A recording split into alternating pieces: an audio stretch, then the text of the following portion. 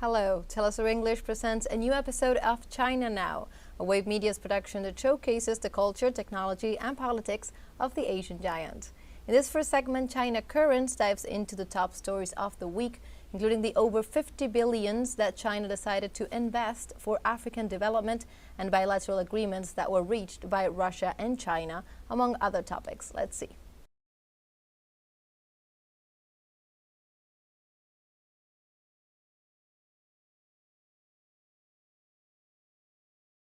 China Current is a weekly news talk show from China to the world. We cover viral news about China every week and also give you the newest updates on China's cutting-edge technologies. Let's get started.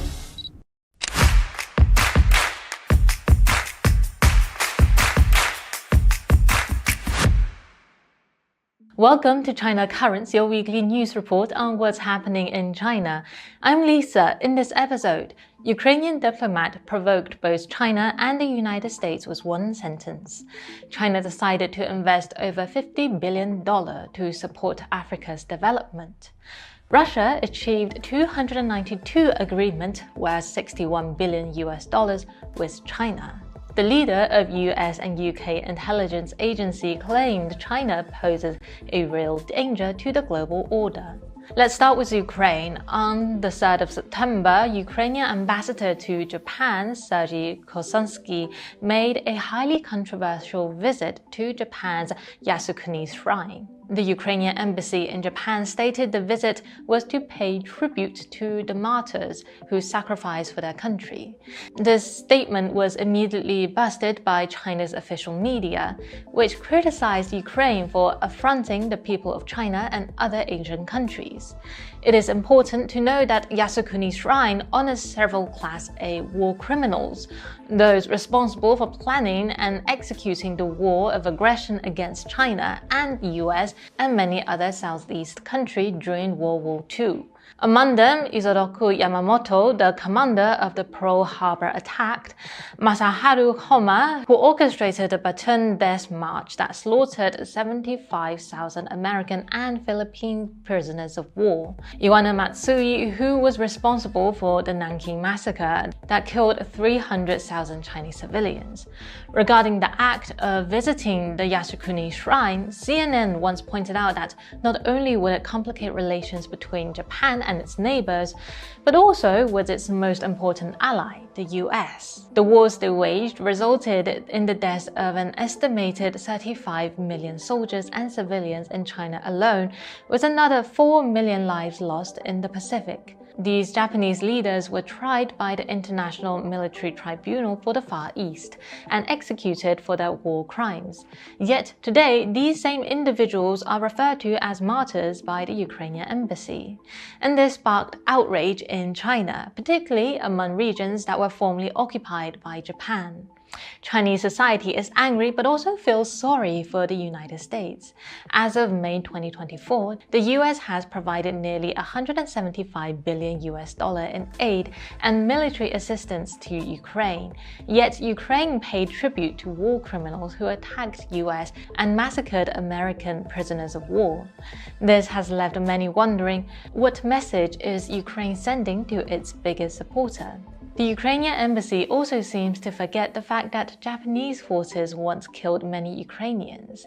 In 1939, Japan launched an attack on the Soviet Union and even used chemical weapons such as mustard gas, resulting in more than 9,000 killed and 15,000 injured, many of whom were Ukrainians serving in the Red Army. Estimates suggest around 7 million Ukrainian citizens fought in the Soviet forces during the World War II, accounting for approximately 23% of the total number of the armed force of the USSR. Some Soviet soldiers who were attacked by Japanese chemical weapons could not be identified because of skin ulcers. This made it very challenging for us to verify how many Soviet soldiers from Ukraine were sacrificed in Siberia. For China, the date of this visit was particularly provoking. September the 3rd marks the anniversary of China's victory over Japan in World War II, a day commemorating the end of immense suffering and loss. To see Ukraine, a country now seeking China's assistance in facilitating peace talks with Russia, honoring the war criminals responsible for such death and devastation in Asia, has fueled widespread resentment. After causing great controversy, the Ukrainian embassy in Japan deleted this part of the tweet the day after the visit on September the 4th. However, the post was screenshotted by many netizens, as they said if Ukraine really wants to gain China's sympathy, then an old Chinese saying may be most appropriate. Do unto others as you would have others do unto you. And if Ukraine really wants to pay tribute to the martyrs who sacrificed for their country, maybe there are more suitable places for them to visit in Moscow. Next up, let's move to the latest diplomatic achievement between China and Africa. On the 5th of September, more than 50 African leaders gathered in Beijing for the 2024 Forum on China-Africa Cooperation, or FORCIC. At the summit's opening, Chinese President Xi Jinping made a significant pledge, $50.7 billion in funding to support development initiatives across Africa over the next 3 years. This new financial commitment represents a 27% increase from the previous FOCAC summit in 2021. The funding will go towards 30 major infrastructure projects across the continent, 3 times the number pledged in 2021. Aimed at creating at least 1 million jobs in Africa. Following the opening ceremony, delegations from both sides adopted the Beijing Declaration aimed at fostering a shared future in the new era alongside the Beijing Action Plan for 2025 to 2027. These initiatives signals deeper cooperation in critical sectors such as industry, agriculture, infrastructure, trade, and investment. Just 2 days after the summit began, tangible outcomes are already emerging. On September the 8th, a shipment of frozen lamb from Madagascar arrived in China Hunan province, marking the first time China has imported lamb from an African nation. China's mutton consumption is expected to hit 5.74 million tons in 2023, and the market size has reached $110 billion. This move will provide lucrative sales channels for African herders and one of the best quality ingredients for Chinese tables. Senegal's President Bassirou Diomaye Faye, co-chair of FOCAC, expressed his gratitude to China, calling the partnership an effective collaboration. Mauritania's President Mohamed Ould Ghazouani, who also chairs the African Union, hailed the China-African relationship as a leading model for South-South cooperation. However, the summit was not without controversy. Western governments and media outlets have long accused China of engaging in so-called debt trap diplomacy, alleging that China forces African countries to exchange natural resources for infrastructure investments. A recent report from the BBC on September the 7th claimed that China is often accused of burdening African nations with unsustainable debt. However, according to research by London-based think tank Chatham House, China accounts for only 12% of Africa's total private and public external debt. Experts suggest that if Africa is facing a debt crisis, attention should perhaps be directed at its largest creditor, such as the World Bank and the International Monetary Fund. As discussion continues, all eyes are on the next step in this evolving China-Africa partnership, which promises significant economic impact on both continents. Stay tuned for more updates. In Asia, there are also good news from the diplomatic community. On the 3rd of September, the East Economic Forum (EAF) kicked off in Russia with more than 6,000 participants from 76 countries and regions. Almost 300 agreements worth $61.4 billion were signed at the East Economic Forum. Advisor to Russian President and Secretary of the EAF Organizing Committee, Anton Kobyakov, said on Friday. Chinese Vice President Han Zhen attended this forum and delivered a speech, expressing that China is committed to deepening cooperation in Northeast Asia. Member of Russian State Duma Committee on Small and Medium-Sized Business Alexei Govyrin told TASS that China is keen to collaborate with Russia's technology company. He noted that China's experience in developing technology parks is particularly valuable for Russia. While China and Russia are busy creating wealth, the US and UK are busy creating wars. According to a report by CNN on September the 8th, CIA Director Bill Burns spoke at a joint public event with MI6 Chief Richard Moore. The pair highlighted the importance of the two countries' intelligence partnership at a time when global order is, quote, under threat. Burns accused China of offering dual-use items to Russia poses a real danger. However, there is no clear definition of what specific products fall under the category of dual-use items. It is not the first time that CIA hyped the threat from China. On the 30th of January of this year, the CIA significantly ramped up efforts to collect, execute, and analyze intelligence related to China. He noted that over the past 2 years, the portion of the US budget allocated to China has more than doubled, and the CIA is actively recruiting more Mandarin speakers to strengthen its operation in countering China. Since Chinese soldiers also speak Mandarin, this dual-use language could pose a real danger inside the CIA. And that is all for today. Thank you for watching this episode of China Currents. If you have any thoughts or comments about our show, please reach us at the email address below. We look forward to hearing from you and see you next time.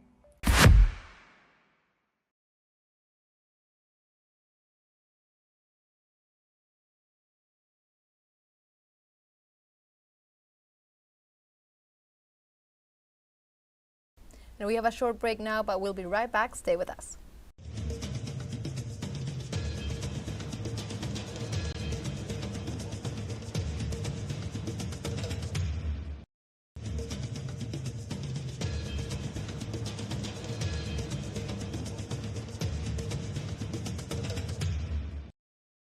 Welcome back to China Now. This week, the Thinkers Forum welcomes Biljana Bankovska from North Macedonia and Pittsburgh professor Michael Brenner to discuss the challenges of the present world. Let's see.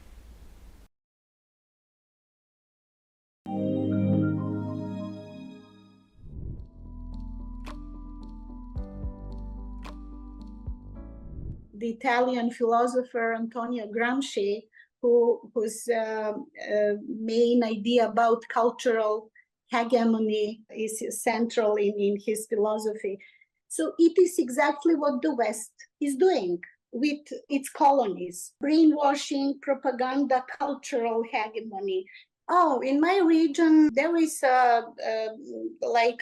mushrooms after the rain.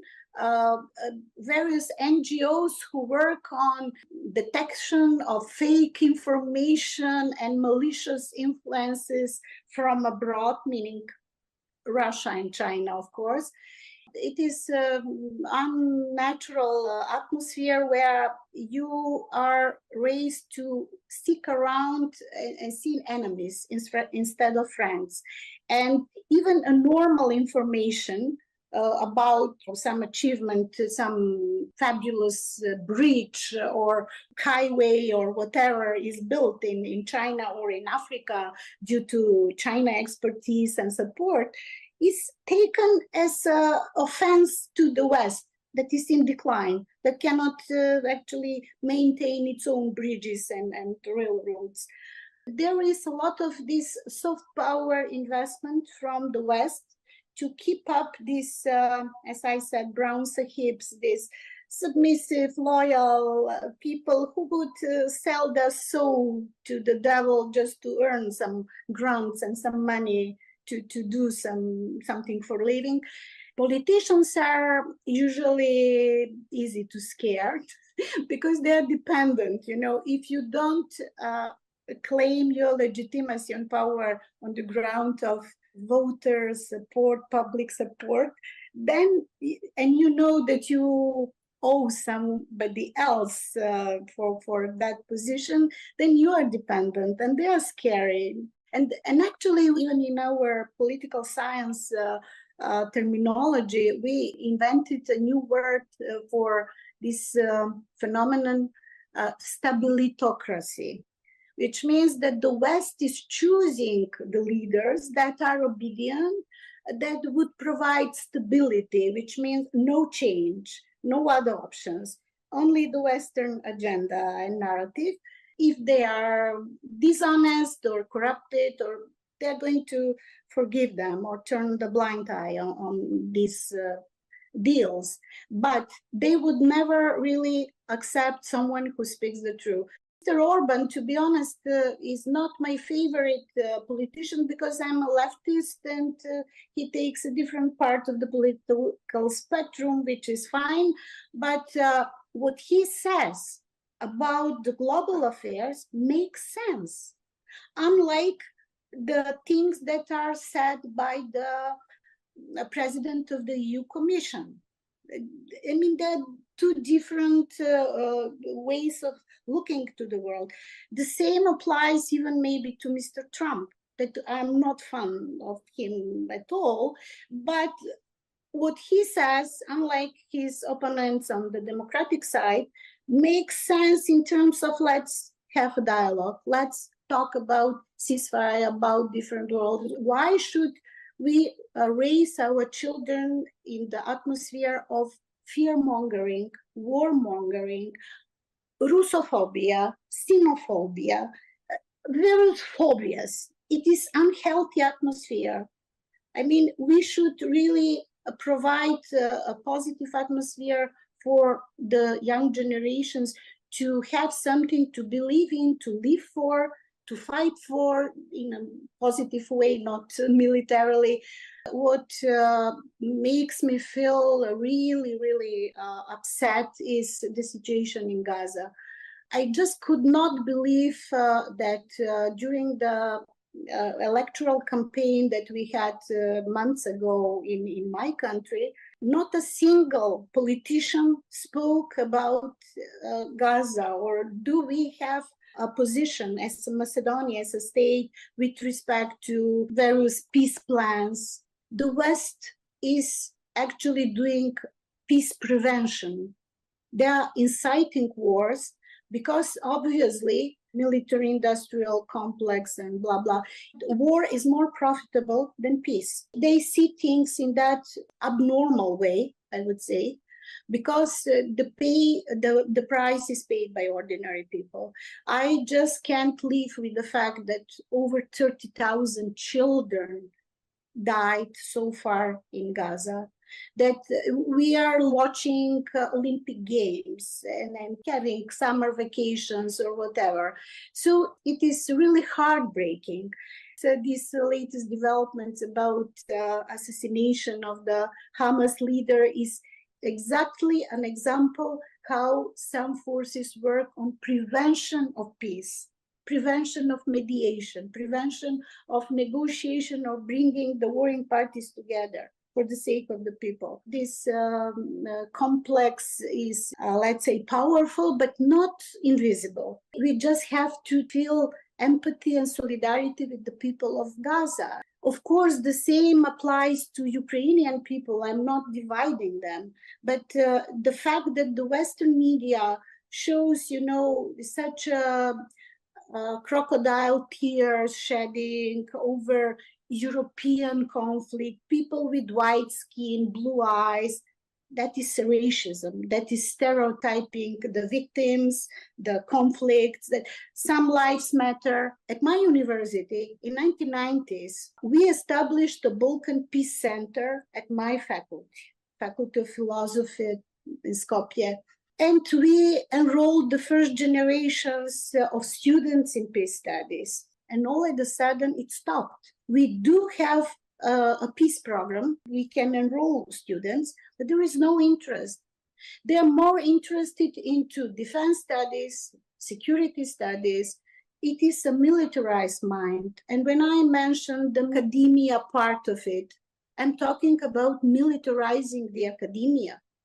Academia is supposed to be a place to spread ideas about the best in the human beings and in human history and civilization, the ideas of goodness, of well-being, of care, empathy about the other.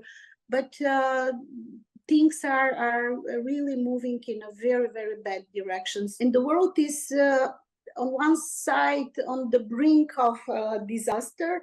On the other side, there is a lot of possibilities, a lot of developments that bring back hope. And China is always, as I make this analysis of this new initiative, let alone Belt and Road Initiative, but also BRICS and other multilateral initiatives, you find China as a consistent player promoting really a global agenda of a just world. I know that China pays respect very much to UN Charter and the UN order that is enshrined in the Charter. I don't know if it's sustainable because things go too fast, but we can even improve that model because it is not quite just to all the countries. The 5 permanent members in the Security Council, of course, have the privilege. They can make blockades and sabotage. Gaza is an obvious victim of this situation nowadays, where it's impossible to even intervene in a humanitarian way decently. So China, first of all, deserves all the respect for the things the country leadership did for its own people, because you can speak to the others on the ground of what you achieved at home, how you made your citizens satisfied, prosperous, optimistic youngsters who are looking forward to next things behind the hill. They want to discover things, to create the world in a better way, instead of crying over the future or maybe being recruited for a Ukraine war. So only a country that has proven successful at home has dignity and right to talk to others and to be a good example.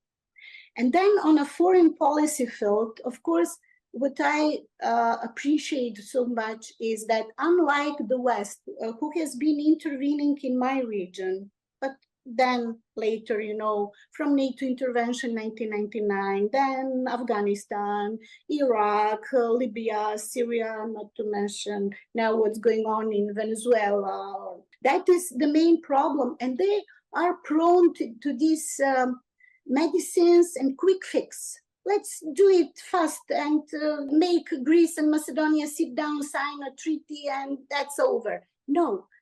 China has a long-term perspective. China, in my view, is not rushing, is not having imperialistic, megalomaniac ideas. It just gives a platform for all the nations to come together and to talk. I just can't understand that days ago, the new European Union chief of diplomacy, Kaja Kallas, said that she would not talk to Putin because he is a war criminal. It's her job to talk to even to bad guys, let's say, let's put it that way. I mean, she doesn't have a problem talking to Netanyahu or to US presidents who are war criminals by default. But Mr. Putin is the main problem. It is a hypocrisy that makes people angry. So I think that diplomacy is exactly the right thing to do when things go badly, when you have to put all things around the table, all actors, regardless how bad feelings they have, because diplomacy and negotiations are the only way to come to some kind of solution. In this moment, we need, it is even sad to say that ceasefire is something that we want to see badly. Ceasefire, which is not peace. Even when we talk about ceasefire, we are labeled like, these guys are pro-Russian, pro-Chinese, pro-anti-NATO or anti-Western. So it is like in Orwellian world, war is peace, peace is war. China, I would like to really pay respect to this latest initiative about bringing together all fractions of Palestinian organizations and leaders around the table to make them comfortable to talk to each other, to design their future Palestinian state, or to find a solution in the long run. At the same time, we witnessed a scandalous opening ceremony of the Olympic Games that sent a message of cultural decadence of the West. It is what they can produce, and they invited Israel to take part, but not Russia and Belarus. I don't know why. We need an honest broker, someone who doesn't have blood on its hand. China has no bloody history. China gives opportunities for cooperation without strings attached. And one last thing, what I appreciate in the current global strategy of China is having in mind, various aspects of peace in the world: ecological, civilizational, security, multilateralism, and development.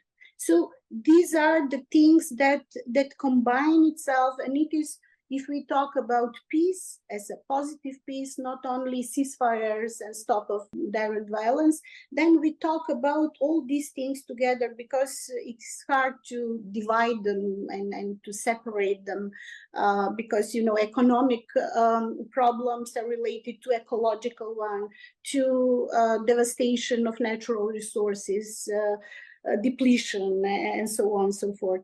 I'm not saying that we should all take the China's policy as our own, but it is a platform for dialogue. And let's talk about all these things that China already has in mind. So in Britain, the issue is they talk a lot about illegal immigration, and to think in terms of a nativist English nationalism or British nationalism. It stems from sort of tensions over the immigration issue. But there's been, of course, a lot of legal immigration from former British colonies in Asia and Africa, in particular India and Pakistan and Ceylon. This goes back, decades. Most of them have been well integrated into British society. Almost all of them came with at least some knowledge of English, many of them quite fluent in English. And Britain, certain areas of British public services are critically dependent on these immigrants.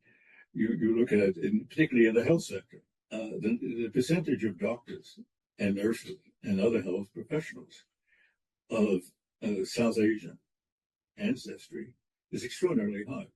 But this has still left a residue of immigrants who are seen as somehow rivals for social status, if not for employment and jobs, among Britain's less educated, working class, middle class population. And this is a segment of society which has counterparts on the continent, all across Western Europe. These are people who feel that they, in effect, have been abandoned by the government. Why do they feel that they've been abandoned? Well, it's not mainly immigration from abroad that makes some of them very uncomfortable. And there are these elements of pure racism, if you like. But it's mainly economic. And that is all across the West.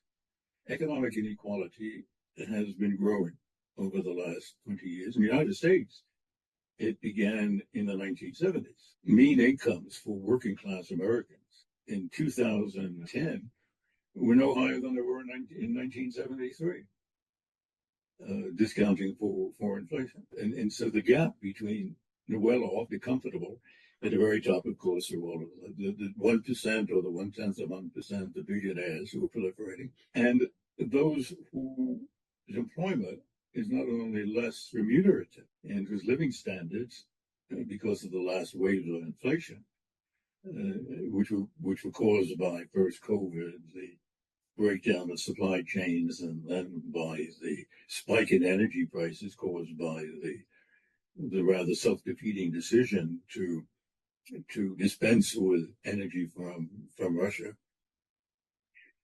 has made them feel poorer, made them feel neglected.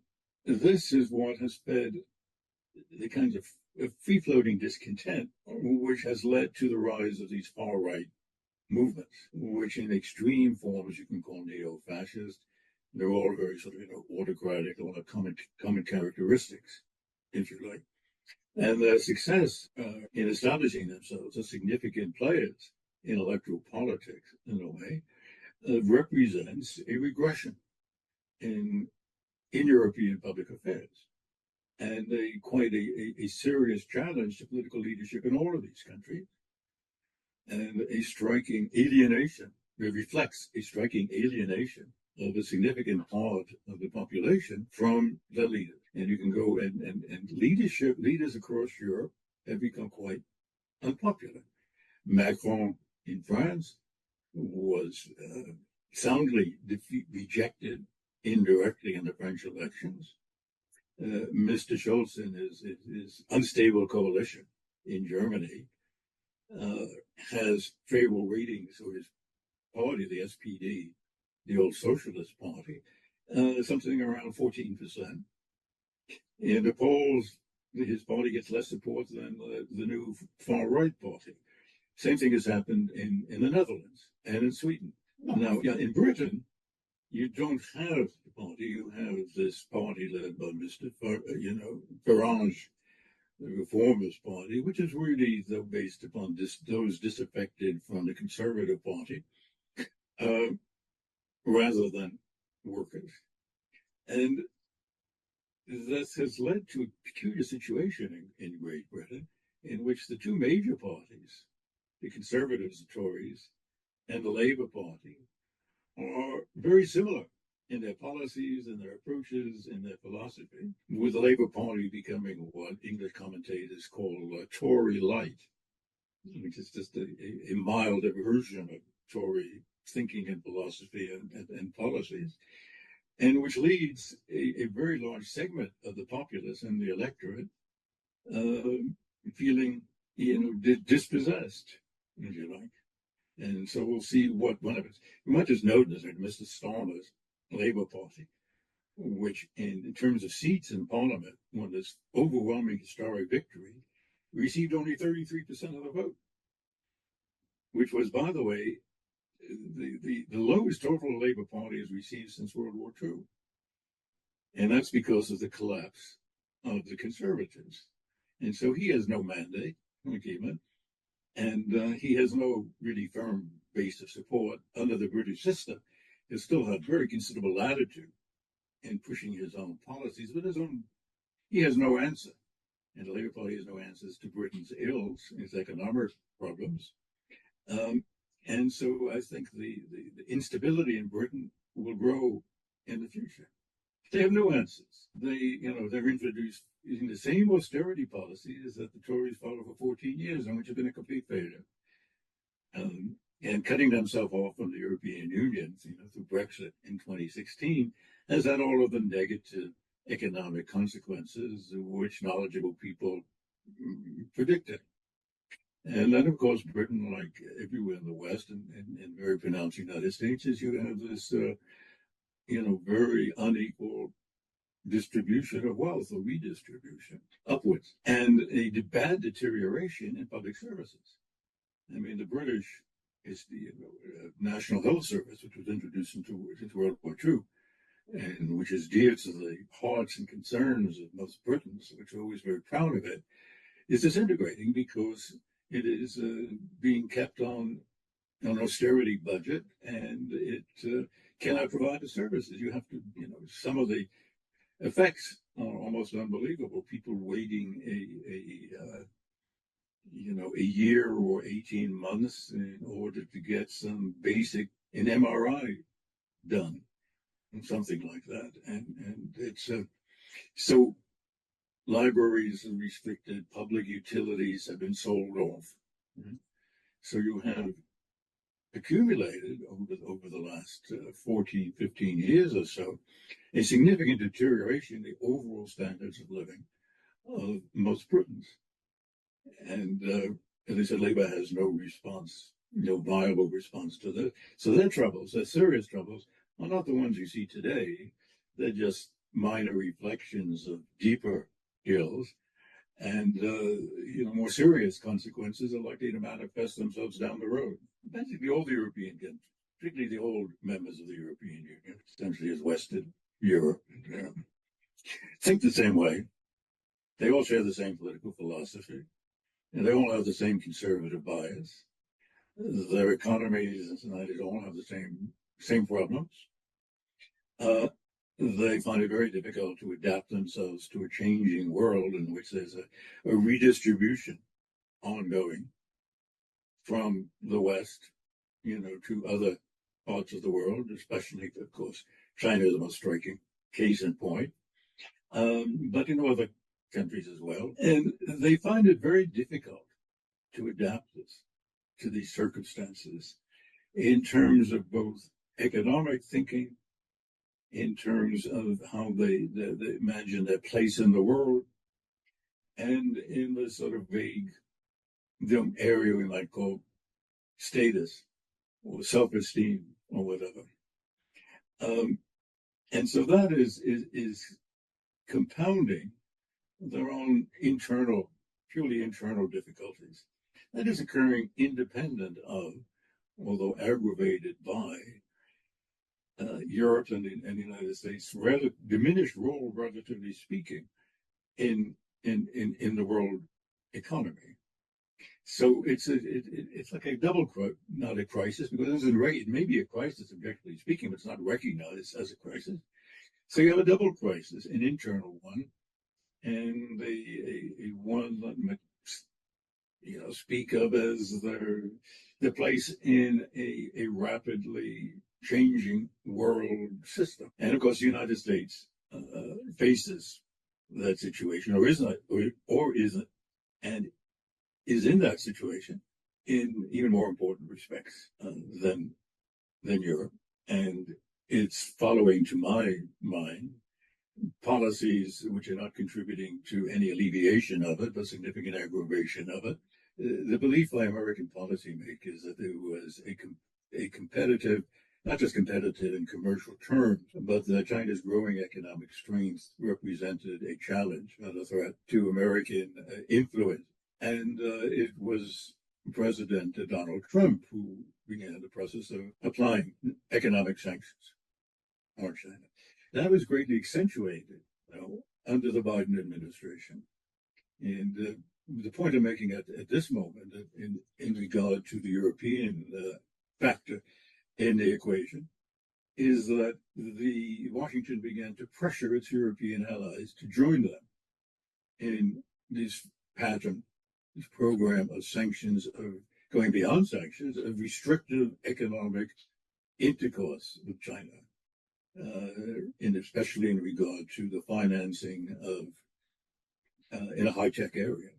And now, of course, which is broken out into a veritable mercantilist approach and war, in which the Biden administration has tried to greatly diminish American participation in the high-tech areas of China, and to make the United States less dependent and more self-sufficient, like in the domain of semiconductors.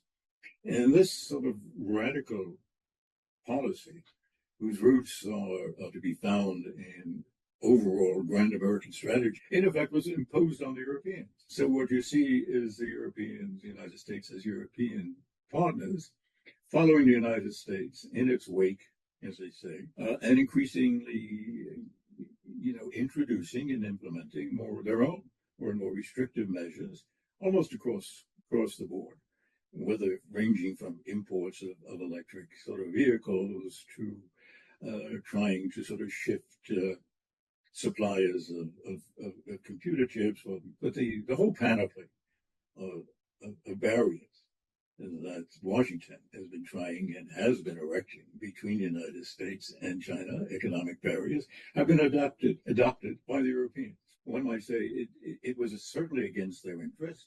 It would be wrong to say it was against their will because they didn't have enough will to resist it. And that raises the question, well, as I said, it's mainly because Europeans lack any political will, they lack unity. They have not found a need, although in objective terms they have had a need, to think through their own strategic interests quite apart from whatever lead or direction is coming from Washington. So Europeans, in fact, don't exercise any significant political will on their part. And they live in a dependency relationship with the United States, which dates back to the Cold War.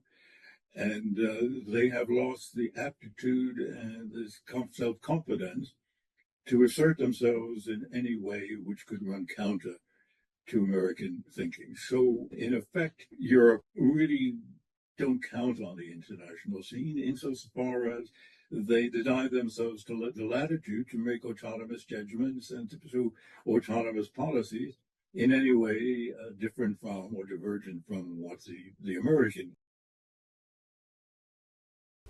And this was another episode of China Now, a show that opens a window to the present and future of the Asian giant. Hope you enjoyed it. See you next time.